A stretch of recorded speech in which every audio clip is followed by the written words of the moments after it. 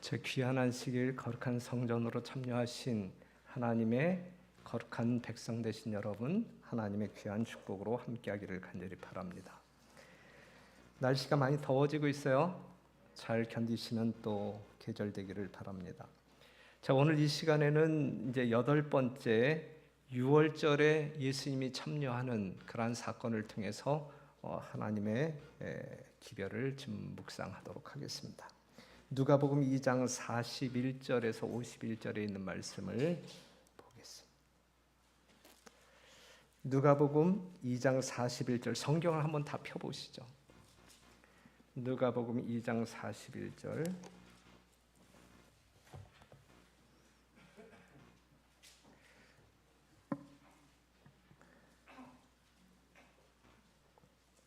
누가복음 2장 41절부터 보면 그 부모가 해마다 유월절을 당하면 예루살렘으로 가더니 예수께서 12살 될 때에 저희가 이 절기의 전례를 쫓아 올라갔다가 그 날들을 마치고 돌아갈 때에 아이 예수는 예루살렘에 머무셨더라.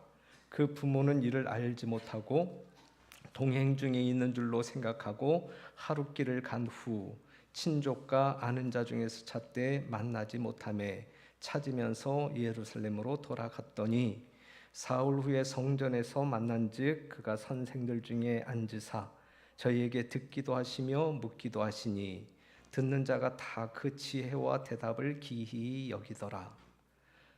이제 이러한 이제 어떤 그 내용인데 이미 여러분들이 아시는 내용이죠. 41절을 보게 되면 그 부모가 해마다 유월절을 당하여 예루살렘에 가더니 그랬어요. 이거는 이 요셉과 마리아는 참 신실한 하나님의 자녀였음에 틀림이 없어요. 해마다 이 유월절이 되면 예루살렘에 올라가서 하나님을 경배하는 자로 성별되었다. 그런데 예수님이 12살 되던 해에 예수님도 이제 쫓아 올라갔다 이거예요. 그렇죠? 그 전에는 부모님만 올라가요. 요셉과 마리아만 갔었는데 지금 요 유월절에는 예수님이 12살 되던 해였고 예수님이 쫓아가셨다라고 하는 이제 이야기가 전개되고 있어요. 유월절 하게 되면 이제 유대인의 절기죠. 여러분들이 아시는 바대로 유대인들이 지키는 절기들이 있어요. 몇 개의 절기가 있어요. 네?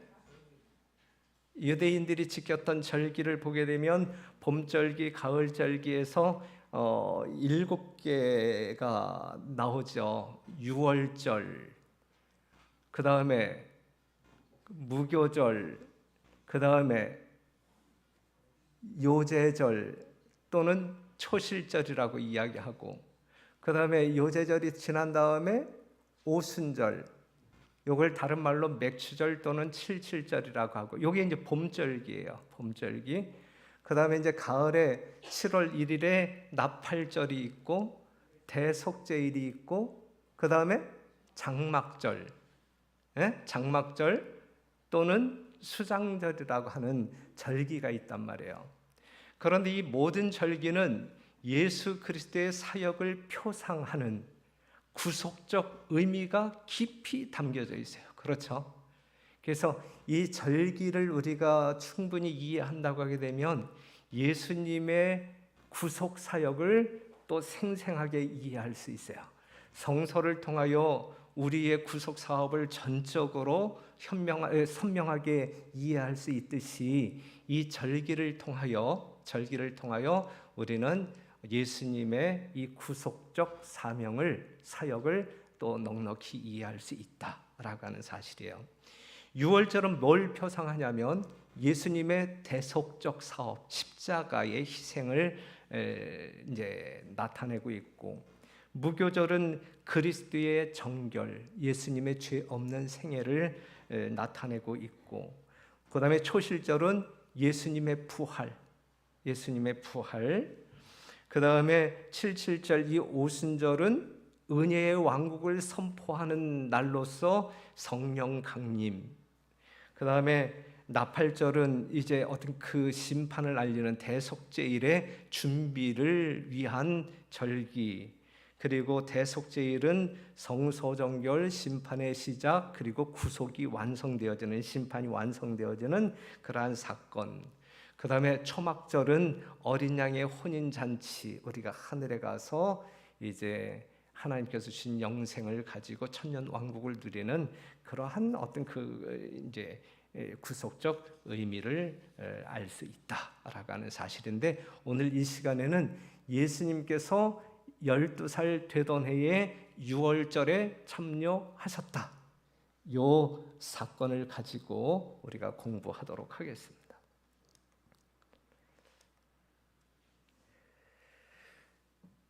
자, 일단 시대의 소망에 있는 말씀을 하나 읽어볼게요. 유월절을 지키는 일은 히브리 나라의 건국과 더불어 시작되었다 그랬어요. 유월절의 준수는 언제부터?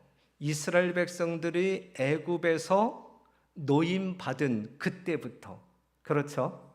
그래서 홍해를 건너고 그들이 광야에 있을 때, 즉 하나의 어떤 그 교회가 형성되어지고 이스라엘 백성들의 어떤 삶이 시작되었을 때, 즉 이스라엘의 건국과 동시에 유월절이 지켜졌다라고 하는 사실을 여러분들이 지식적으로 이해하면 좋을 것 같습니다. 그런데 우리 하나님께서는 이스라엘의 모든 남자들에게 요날만큼은 모두가 예루살렘 성전에 올라가서 예배를 드려라 라고 하는 절기 3개가 있는데, 그것이 뭐냐면 신명기 16장 16절에 있는 말씀을 보면, 너희 중 모든 남자는 1년 3차 곧 무교절과 칠칠절과 초막절에 내 하나님 여호와의 택하신 곳에서 여호와께 보이되 공수로 여호와께 보이지 말고 그랬어요. 무교절, 칠칠절, 그 다음에 초막절. 여기서 무교절은 유월절과 동일하게 사용되어지고 있어요. 그래서 1년에 3번 의무적으로 유대의 모든 남자들은 예루살렘에 올라가서 이 절기를 통하여 하나님께 예배하도록 요청하고 있습니다. 그런데 세 절기 중에서 가장 성황적으로 많은 사람들이 참여하는 절기가 있다고 하면 유월절이었다. 유월절, 시대의 소망 75페이지. 이 3절기 중 유월절에는 가장 많은 사람들이 참여하였다. 그래. 유월절이. 그러면서 이제 출애굽기 12장 26절에 있는 말씀을 보면, 이후에 너희 자녀가 묻기를 이 예식이 무슨 뜻이냐? 이 예식이 무슨 뜻이냐 하거든 너희는 이르기를 이는 여호와의 유월절 제사라. 여호와께서 애굽 사람을 치실 때에 애굽에 있는 이스라엘 자손의 집을 넘으사 우리의 집을 구원하셨느니라 하라 하매 백성이 머리 숙여 경배하니라 그랬어요. 이것을 시대의 소망에서는 어떻게 이야기하고 있냐면, 그와 같이 하여 이 놀라운 구원에 대한 이야기는 대대로 되풀이해서 말해질 것이었다 그랬어요. 이 유월절이 상징하고 있는 것은 예수님의 십자가를 예표하고 있는 거예요. 이스라엘 백성들이 애굽에 종살이 하다가 정말 유월절 어린 양이 문설주에 뿌려짐으로 말미암아 그들이 다 죽지 아니하고 구원함을 받은 것처럼, 예수님이 십자가에 달려 돌아가심으로 말미암아 애굽이 상징하고 있는 죄의 세상에, 이 사망에, 이 사단의 결박에 묶여 있는 모든 죄인들을 놓아줌으로 말미암아 자유케 구원하시겠다라고 하는 상징적인 예표적인 의미가 담겨져 있는 절기이거든요. 유월절이 그거예요. 유월절이. 그러니까 이것은 대대로 후손들, 자자손손 모든 사람들에게 시대를 거듭하여 증거되어져야 할 기별이다. 그래서 이것을 영원한 복음이라고 말할 수 있는 거야. 지금 우리가 증거하는 세천사의 기별을 영원한 복음이라고 이야기하잖아요. 영원한 복음의 핵심이 십자가예요. 그렇죠? 십자가가 없는 복음은 존재하잖아요. 십자가가 복음이에요. 예수가 복음이에요. 이것이 영원한 복음이에요. 그러니까 예수님의 십자가는 모든 사람들에게 시대를 거듭하여 분명하게 증거되어져야 할 기별이다라고 하는 사실이죠. 이것을 알고 깨닫고 받아들이느냐 안 받아들이느냐에 따라서 우리의 운명이 좌우되는 것이니까 너무너무 중요한 기별이란 말이죠. 십자가의 이 구속적 사역은 여러분들이 분명하게 다른 어떠한 것보다 명확하게 이해해야 할 복음임에 틀림이 없어요. 증거되어져야 할, 여러분 후손들에게, 자녀들에게 계속적으로 증거해야 할 기별이 있다고 하면 예수님의 십자가의 희생이다 라고 하는 사실. 그런데 이 유월절에 참여하는 이 자격 조건이 있었는데, 일단은 연령적인 조건이 있었어요. 자, 여기에 대해서 설명을 보면, 유대인들에게 있어서 12살, 이 12살은 상당히 특별한 의미가 담겨져 있어요. 12살 기억하세요. 예수님이 12살 되었을 때에 예루살렘에 올라가서 유월절을 지켰다. 왜 12살이었을까? 그전에는 왜 안 올라가셨을까? 이 12살의 의미가 무엇인지 한번 여러분들이 살핀다고 하면, 12살 되는 해는 유년기와 청소년기의 분기점이었다 그랬어요. 유년기에서 청소년기로 올라가는 분기점. 히브리 남자들은 이 연령이 되면 율법의 아들 또는 하나님의 아들이라 불리었다. 12살 되면 율법의 아들, 하나님의 아들이라 불리었다. 그 아이는 종교적 교훈을 받을 특별한 기회를 가지게 되었고, 또한 거룩한 절기의 예식에 참여할 수 있게 되었다 그랬어요. 그래서 이 자격을 습득한 예수님이 이제 요셉과 마리아를 쫓아서 예루살렘 성전에 올라가셨고, 이 유월절에 참여하셨다. 이제 이것이죠. 12살의 의미는 이렇게 있는 거예요. 기억하시면 좋을 것 같아요. 그래서 맨 마지막 줄을 보게 되면 예수께서 정령이 되었을 때, 즉 12살이 되었을 때에 그들은 그를 함께 데리고 갔다 그랬어요. 그러면 이제 이스라엘 백성들이 이제 유월절 또는 어떤 그 오순절, 이 장막절이면 그냥 각 지방에 흩어져 있다가 이제 예루살렘으로 쫙 모여들잖아요. 떼지어서 여기저기 꾸역꾸역 모여들잖아요. 그들이 이제 예루살렘을 향하여 이제 쫙 올라가게 될 때에 그 예루살렘 성에 이제 그 이 종탑이 보이면 그들 마음 가운데 이제 흥분이, 이 설렘과 흥분이 막 살아나지 않겠어요? 그렇죠?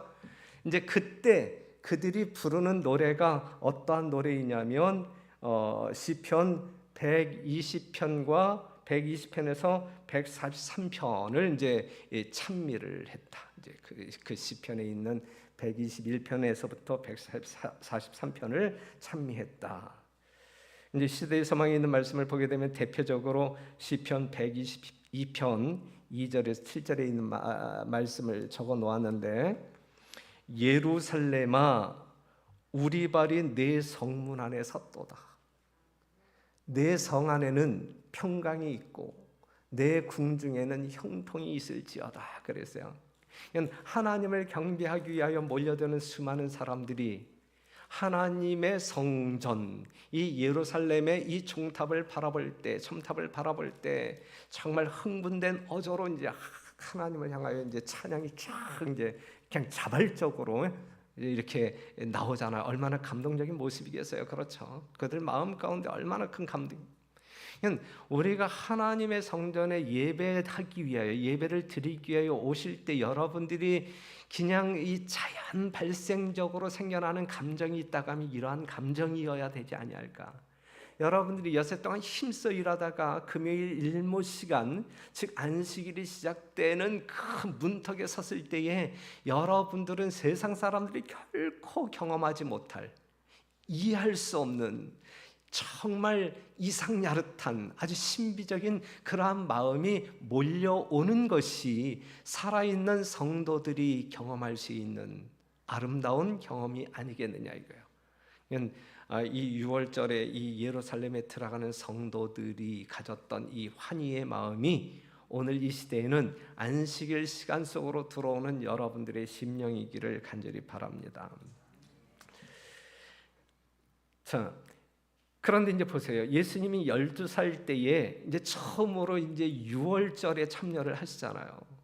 이 예수님의 감회가 있었을까요? 얼마나 대단했을까? 그 감회가 다른 사람들과 진짜 또 아주 상반되는, 아주 대비되는 그러한 어떤 그 감화가 있었을 것인데 한번 볼게요. 유대인들이 형식적으로 준수하던 그 절기, 자, 뭐 우리가 사복음서를 보게 되면 이 시대의 하나님의 백성들, 즉 유대인들이 이 절기를 준수함에 있어서 얼마나 형식적으로 외식적으로 지켰는지 우리가 잘 알잖아요. 그러는 가운데 이제 예수님이 자기의 어떤 그 십자가의 죽음을 예표하는 이 유월절에 참여하여 모든 어떤 그 제사 절차를 통하여 내가 저렇게 되어야 되는구나. 이제 이런 모든 전 과정을 이제 인간이신 예수 그리스도가 자기의 실제적인 사명을 하나씩 깨달아 나아갈 때, 깨닫게 될 때 그 마음은 어땠을까? 그것을 지금 이렇게 묘사하고 있어요. 시대의 소망에 있는 말씀 보면 소년 예수께서 처음으로 성전을 바라보셨다. 처음으로 그는 흰 두루마기를 입은 제사장들이 엄숙한 성전 봉사를 행하는 것을 보셨다. 자관 예식은 엄숙하게 진행되었어요. 예식은 엄숙하게 그걸 다 보시는 거예요. 지금 예수님이 보셨다.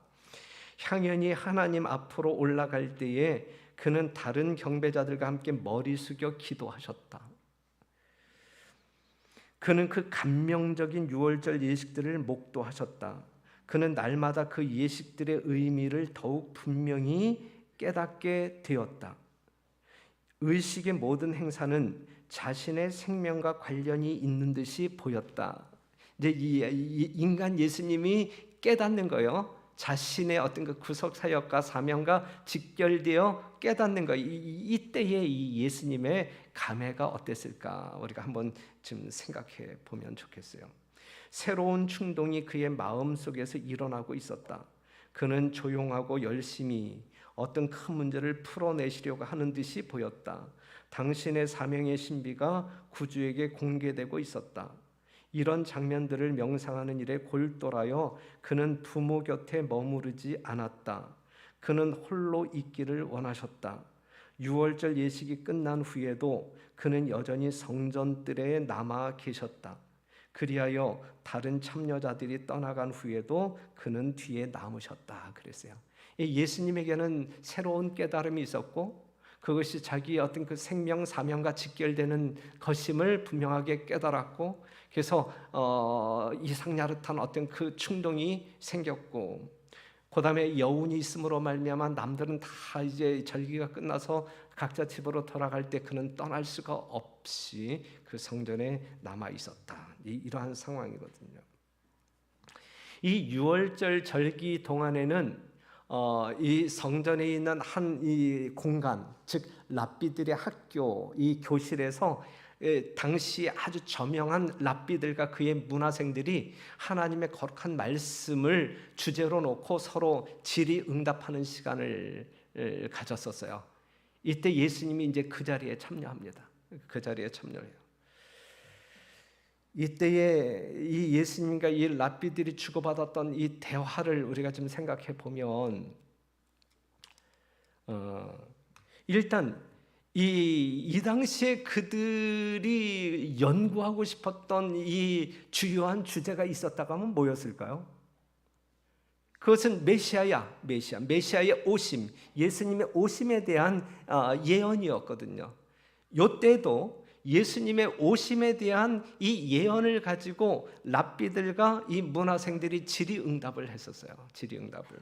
그런데 이제 문제는 뭐냐면 이 랍비들은 이 메시아가 강림하게 되면 유대 나라는 다른 이방 족속들과 비교도 안 될 만큼 높임을 받을 것이다. 이 로마로부터 해방될 것이다. 또한 상당히 이제 높임을 받을 것이다. 이제 이러한 시각에서 이 메시아에 관한 예언을 이제 공부했고 그것을 이제 가르쳤고 이거였어요.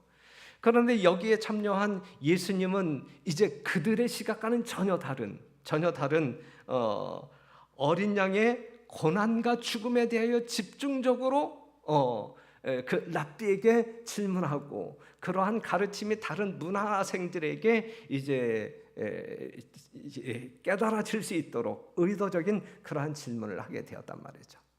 이거는 일단 이 관심, 그 다음에 이 예언에 대한 이해가 달랐어요. 랍비들의 이해와 예수님의 이해는 질적으로 달라. 질적으로. 그렇죠. 예.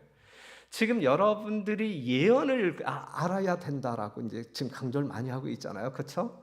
참, 이 당시에 예수님의 초림에 대하여 관심이 많았다고 하면 이 시대에는 예수님의 재림에 관한 예언을 우리는 같이 연구하면서 같이 의논해야 되고, 이제 풀어 나가야 할 시점이잖아요. 그렇죠?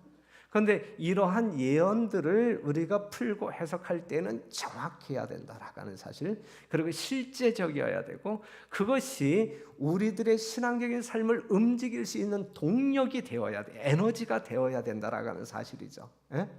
그러니까 우리의 어떤 그 머릿속에서 이해되어지고 그냥 뭐 이렇게 지식을 나누어 갖는, 이거는 아무 소용 없는 거예요. 그건 죽게 하는 의문에 불과한, 문자에 불과한 거예요. 우리는 문자를 믿고 사는 사람들이 아니에요. 살아있는 하나님의 말씀을 믿고, 그 살아있는 하나님의 말씀이 나를 움직이게 하는 그러한 어떤 그 약속으로 말미암아, 믿음으로 말미암아 사는 사람들이란 말이죠. 그렇죠? 하나님의 말씀이 여러분들의 마음을 움직일 뿐만 아니라 여러분들의 손과 발을 움직이게 함으로 말미암아 거룩한 순종의 삶으로 이끌려져야 돼요. 이것이 우리가 교회에 와서 하나님의 말씀을 들을 때 여러분들이 지녀야 할 온전한 신앙적 자세다라고 하는 사실을 기억하시고, 이 당시의 랍비들, 이 당시의 이 외식적인 유대인들과는 전혀 다른 이 예수님과 동일한 말씀과 이 질에 있어서 정말 현실적인 그러한 신앙을 하는 여러분과 제가 되기를 간절히 바랍니다. 이때에 이 예수님의 임하는 태도를 보고 거기에 모였던 모든 사람들이 이제 감동을 받아요. 누구도, 랍비들까지도. 예수의 말씀은 일찍이 사람의 말로는 움직여지지 않았던 그들의 마음을 움직였다 그랬어요. 사람의 말은 사람들의 마음을 움직이지 못해요, 실제적으로. 지금 여러분들이 이제 어떤 그 설교를 듣는 시간인데, 여러분들이 사람의 말로 듣는다고 하면 여러분들의 마음은 아무런 작용 내지 감동이 존재할 수 없어요.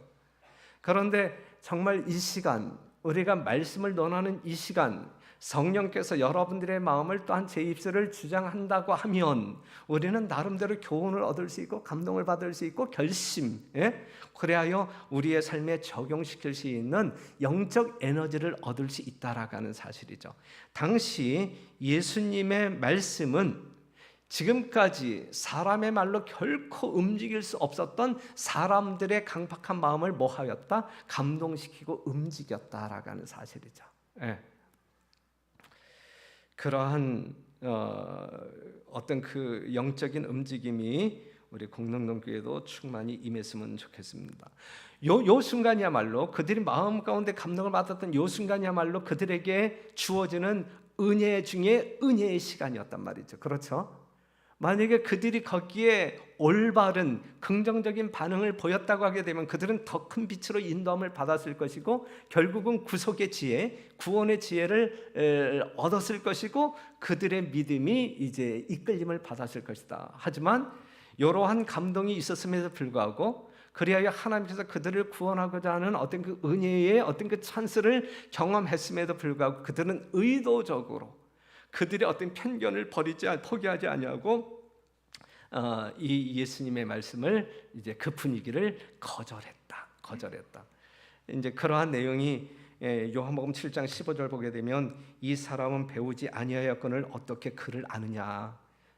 이 사람에게 듣는 우리가 실제적으로 속된 말로 쪽팔리다. 이제 이런 자존심 문제를 이제 거론하면서 예수님을 이제 걷어차는 것이죠.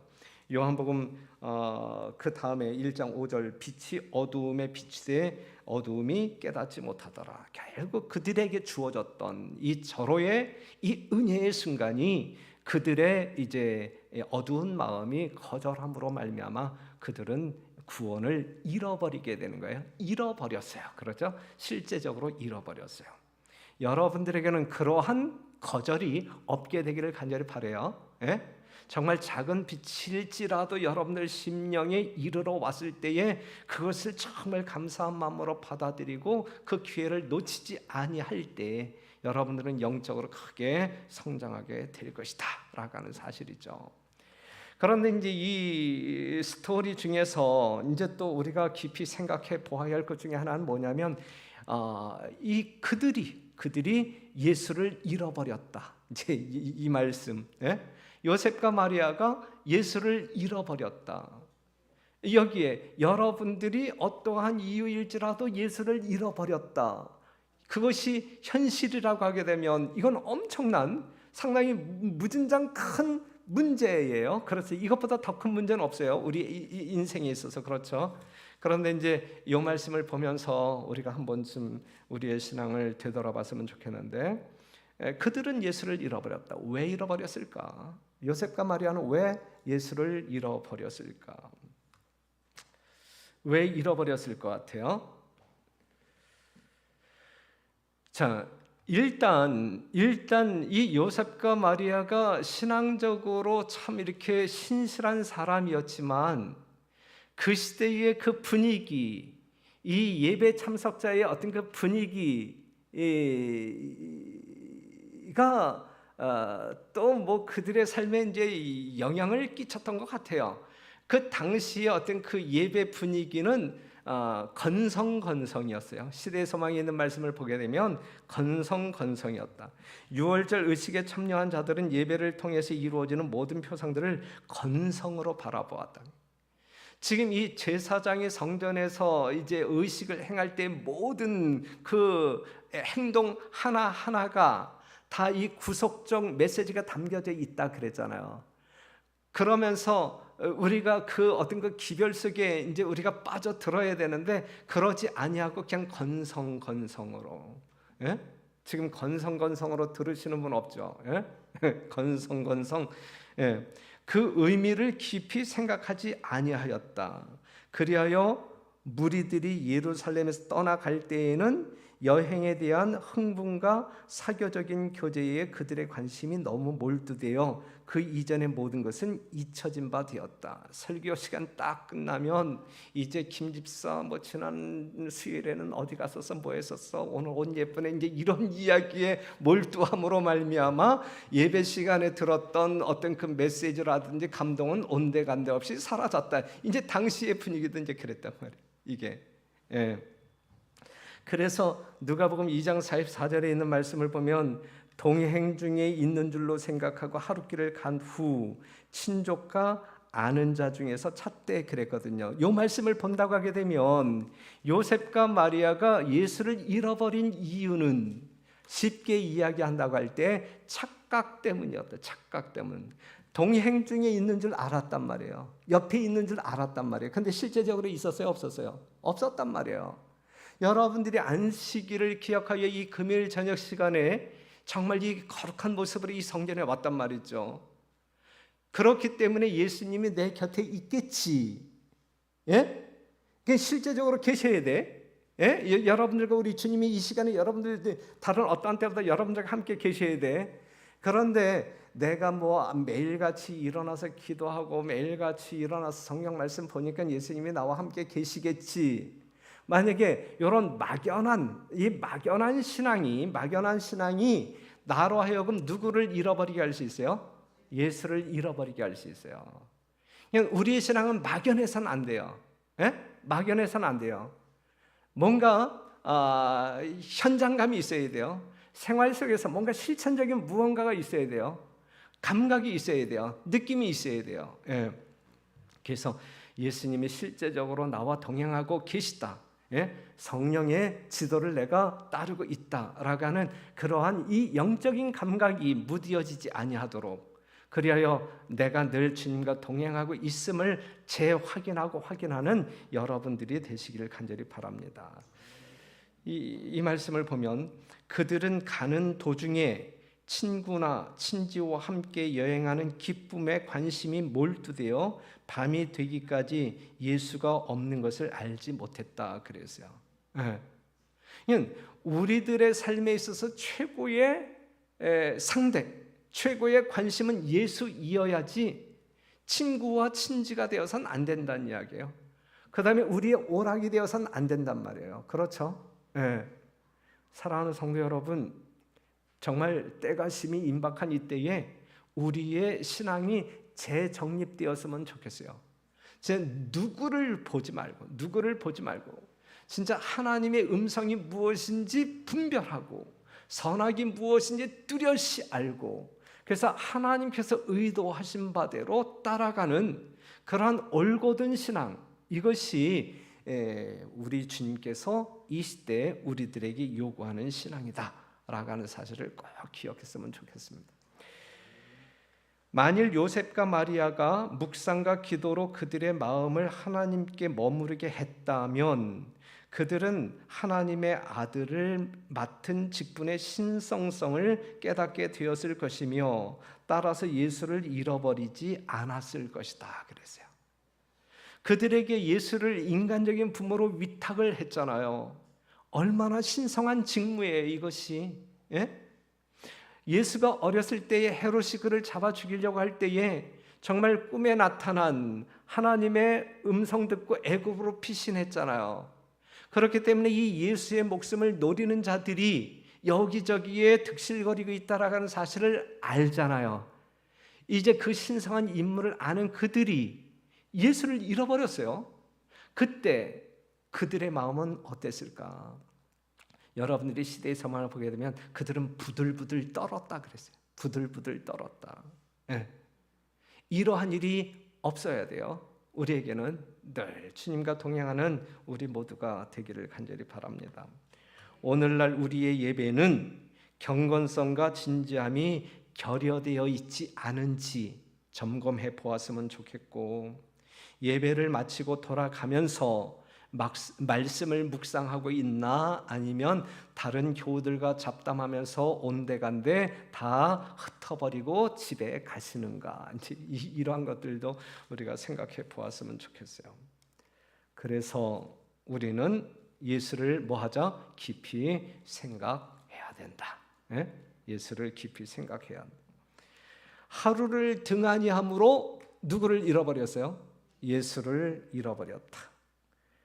그러나 그를 찾기 위하여 그들은 사흘 동안 근심하면서 찾으러 다녔다 그랬어요. 그냥 잃어버리는 것은 상당히 쉽다, 그죠? 그런데 잃어버린 것을 되찾는 것은 무진장 어렵다.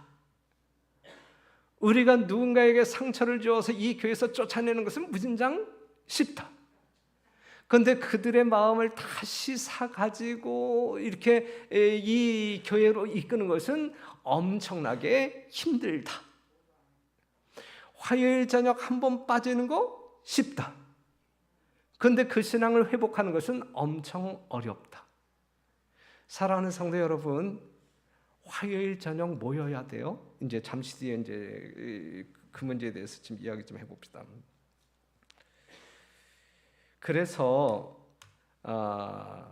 우리가 이제 예수님을 이제 잃어버리는 이 사건을 통하여 우리가 좀 깊이 묵상해야 할 것이 있다고 하면, 우리들의 막연한 신앙은 우리를 내가 알지 못하는 순간에 예수를 놓쳐버릴 수 있다라는 사실을 꼭 기억하시고, 뭐든지 잃어버리는 것은 쉬운데 그것을 회복하는 것은 엄청나게 어렵다. 그러니 우리 공동교회는 예배의 습관이라든지 여러분들의 모든 신앙적 실생활에 있어서 조금이라도 타협함으로 말미암아 여러분들의 신앙이 결코 후퇴하지 아니하도록 여러분들의 위치를 제대로 지켜 나아갔으면 좋겠다라고 하는 사실. 그래서 어떠한 것보다 이 예배가, 이 경건한 예배가, 거룩한 예배가 회복되어졌으면 좋겠어요. 예, 화요일 저녁에도 지금 현재 우리 안시선 장로님이 이제 출석자들을 내가 이제 부탁해서 체크하고 있는데, 목사님 오늘은 뭐 32명 왔어요. 뭐 이게 화요일 저녁 평균 참석자가 한 30명에서 35명 정도 되는 것 같아요. 그렇다고 하면 공릉릉교회 200명이라고 볼 때 몇 프로나 될까 그게?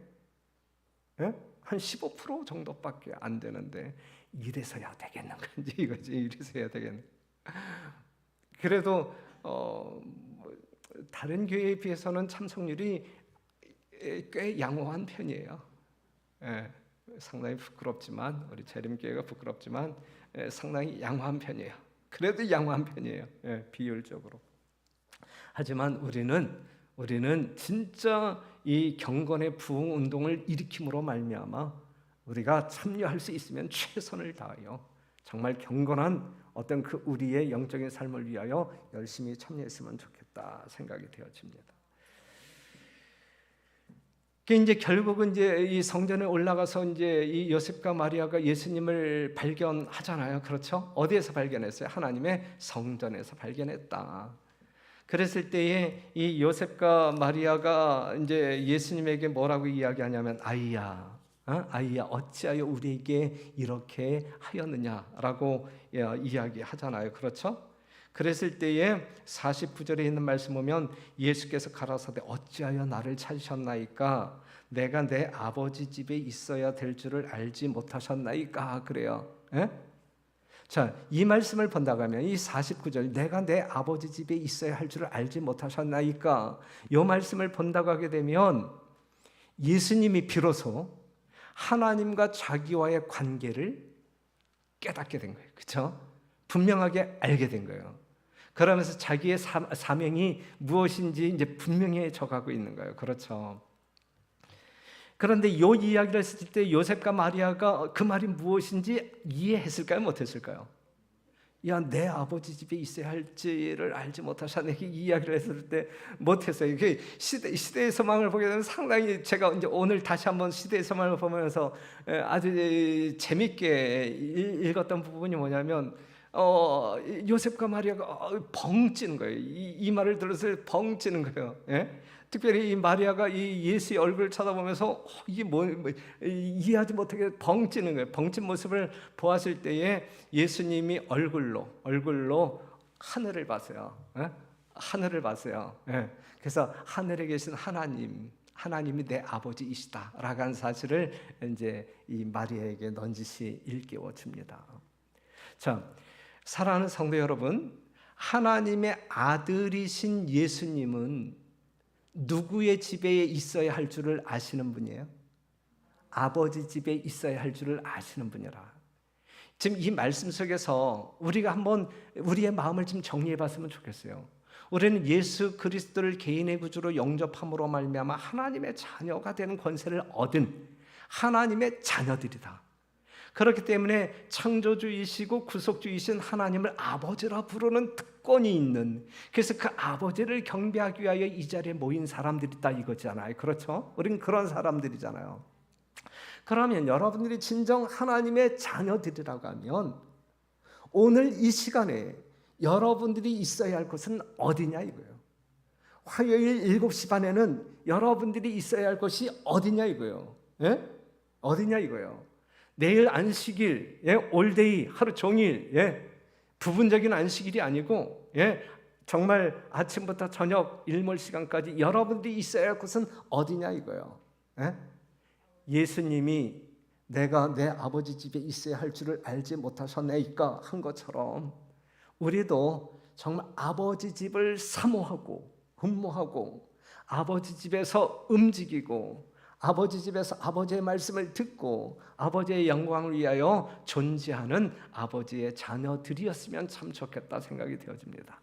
우리 공릉동교회는 그러한 아버지의 자녀들로 생애하다가 우리 아버지 이 땅에 오실 때에 그 아버지의 따뜻한 품에 모두가 안기시는 여러분과 제가 되기를 간절히 바라면서 말씀 마치겠습니다.